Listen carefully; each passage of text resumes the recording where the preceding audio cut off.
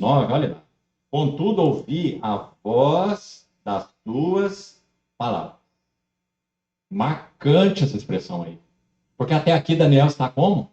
Boca no pó. Prostrado. Desmaiado. Sem força nenhuma. Aliás, ele diz sem fôlego. Nem fôlego restou em mim. Então ele ouve as palavras. As palavras que eu vos tenho dito são espírito e são vida. O Senhor diz. Então, depois de ouvir essas palavras, aí ele diz: ouvindo-os cair sem sentido em terra. Olha esse primeiro passo. Agora olhe mais. Eis que certa mão me tocou. Foi assim com João também. João, no Apocalipse, diz que ele tocou-lhe com a sua mão direita. Com a mão direita me tocou. E disse: não temas, que já compartilhamos ontem aquele texto. Né? Mesma coisa acontecendo aqui. Então, essa mão me tocou, sacudiu-me e me pôs. Esse sacudiu-me interessante. Parece que realmente Daniel estava desmaiado. Ele foi ali acordado, né? Sacudiu-me e me pôs sobre os meus joelhos e as palmas das minhas mãos. E de novo, mais uma palavra, olha, ele me disse. Então Daniel está sendo alimentado pela palavra viva do Senhor, pela rema de Deus, que está ali em contato direto com esse homem muito amado, como é dito aqui. Daniel, homem muito amado, está atento às palavras que vou te dizer. Levanta-te sobre os teus pés. Mas ele está lá de quatro, certo? Mas a palavra diz: levanta-te sobre os teus pés. Porque eis que eu te sou enviado para falar, ou ao falar ele comigo esta palavra, eu me pus em pé tremendo. Olha que interessante. Alimentado pelas palavras, viva. Esse está falando com ele, e falando com ele as palavras do Senhor. Então me disse: não temas, mais uma vez, Daniel. Desde o primeiro dia em que aplicaste o coração. Muito bonito também, irmão. E aplicou o coração a quê, Daniel? A conhecer o mover do Senhor, o tempo do Senhor, a obra do Senhor. Será que nós não temos tido necessidade disso hoje? Aplicaste o coração. Lembramos de Esdras aqui, né? Esdras 7:10. Esdras tinha disposto o seu coração para buscar a lei do Senhor, cumpri-la, ou seja, obedecê-la e ensiná-la em Israel. Nessa ordem. Essa ordem não pode ser invertida. Daniel, a mesma coisa. Aplicaste teu coração a compreender, mas não só aplicar o coração a compreender. Para que, graças a Deus, não fique o entendimento de que o assunto era simplesmente conhecer, era um assunto intelectual. Graças ao Senhor. Mas também humilhar-te perante o teu Deus. Compreender, humilhar. Que conjunto mais lindo de palavras. Foram ouvidas então as suas palavras, e por causa das suas palavras eu vim. Vamos só ao verso 16, já lemos o texto todo, para darmos mais um ou dois passos, se possível. Verso 16, quero chamar a atenção dos irmãos para essa expressão aqui. Eis que uma como semelhança dos filhos dos homens me tocou os lábios, então passei a falar, e disse àquele que estava diante de mim: meu Senhor, por causa da visão, me sobrevieram dores, e não me ficou força alguma. Vamos colocar essas duas palavras juntas aí. Por causa da visão, me sobrevieram dores. Sabe que esse tema no Novo Testamento ele é colocado de uma maneira claríssima.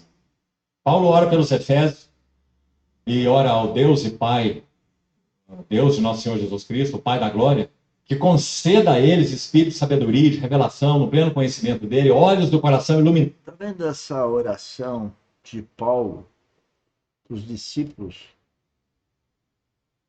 É essa oração que todo dia eu tenho para as pessoas que me servem, trabalham conosco, convivem de alguma forma conosco. É que haja uma revelação para elas realmente conhecerem o que é a vida espiritual. porque há muita confusão entre religiosidade e vida espiritual. Religiosidade não é vida espiritual. Ser um bom menino, uma boa menina, ter uma família, ser honesto, ter tudo em ordem, não é necessariamente a prova de ter uma vida espiritual. Uma vida espiritual, cada filho de Deus tem direto com o Espírito Santo, com ele. Mas é mais do que isso. A vida espiritual traz transformação. Mas é mais do que isso. A transformação é fruto de uma morte para os afetos do mundo. Não é que a pessoa morre. Eu não morri, mas eu morri para os afetos do mundo. Então, uma determinada coisa que era um hobby, por exemplo, passa a não ter nenhum valor. Um certo gosto passa a deixar de ser importante. Viagem, happy hour, essas coisas do mundo normais deixam de ter valor em relação à vida espiritual, ao relacionamento com o Espírito Santo. E é isso que eu estou conclamando aqui para as pessoas deixarem de ser religiosas, deixarem de ser ímpias e realmente buscarem Deus. E é cada um com Deus, não depende do outro, não depende de nada. Mas há circunstâncias no dia a dia que te provam que você é provado por Deus. Se você está tendo um enfrentamento como um verdadeiro cristão, o seu enfrentamento é como um religioso, como um ímpio. E isso é de coração, é o amor ágape. Então, quando a gente não consegue ter o amor ágape, quando a gente não desenvolve o amor ágape, a gente não ama o próprio marido, própria mulher, os próprios filhos, netos, pais. Porque é só com amor ágape que realmente nós poderemos praticar esses amores do mundo com excelência. É só tendo Jesus Cristo como cabeça, é só tendo a habitação do Espírito Santo que nós conseguimos isso. As pessoas que estão mundanizadas, que não estão então no reino, elas entendem as coisas totalmente diferentes de quem está no reino. Eu vou falar de novo, é totalmente diferente.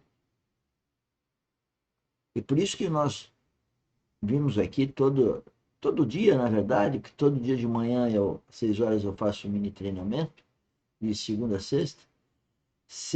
Quinta, sexta e sábado, às 19 eu faço as lives. E sábado e domingo, às 10 horas, também faço 2 lives específicas, uma de transformação da mente e outra relativa à mesa do Senhor, que comemora, na verdade, a crucificação, a cruz. Então, senhores, precisa ter muito amor para querer ouvir a gente aqui. Por isso que eu não fico pedindo like, porque isso é uma coisa espiritual. As pessoas vão nos conhecer, mas é um encargo do Espírito Santo. Tem gente que até ouve por uma obrigação qualquer, que põe o zero na cabeça, mas não com amor.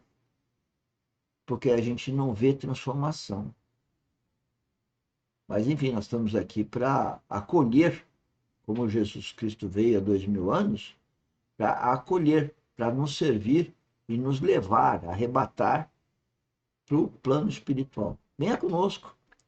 Para saberem toda a riqueza do chamamento, a riqueza da glória da herança dos santos, a esperança do chamamento, a suprema grandeza do poder que ele exerceu em Cristo. Aquela oração primeira de Paulo em Efésios 1.